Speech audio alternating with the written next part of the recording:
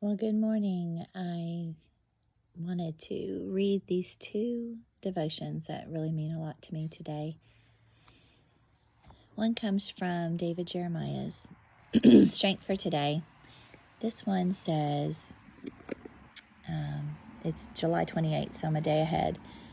But it says, "Trust in the Lord with all your heart and lean not on his own understanding. In all your ways acknowledge him, and he shall direct your paths." Proverbs 3, 5, and 6.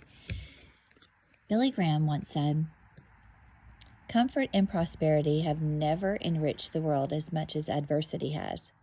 But how does adversity enrich us?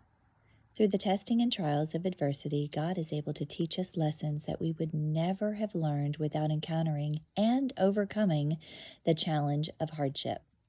All of us face hardships, don't we know? The Bible reminds us often that we encounter tribulation in this world, John 16:33. But we've also have his assurance that he has overcome the world. Jesus will be with us through our trial. Even though we may not immediately recognize it, there is a purpose in our suffering. God often brings someone into our life who is experiencing similar things to what we have gone through. And from the past trial, not only can we empathize with their pain, we can also offer encouragement and wisdom for their situation. On the other side of your trial, you will have a closer walk with God, a greater understanding of who he is, and a newfound trust and confidence in God. Wow. Finding comfort in adversity. That is something that we all have.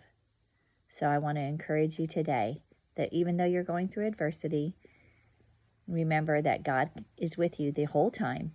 And remember that other people may be going through something similar to what you have. And then you are able to also offer encouragement and wisdom for their situation because you've already been through it. There's another one here as I sit here in the porch. It talks about birds and stuff, and I'm listening to all the birds out here. It says, I'll read the scripture first. "My sheep listen to my voice. I know them, and they follow me." John 10:27. We are assured to know that God, being a partner in their labor, all things work together and are fitting into a plan for good to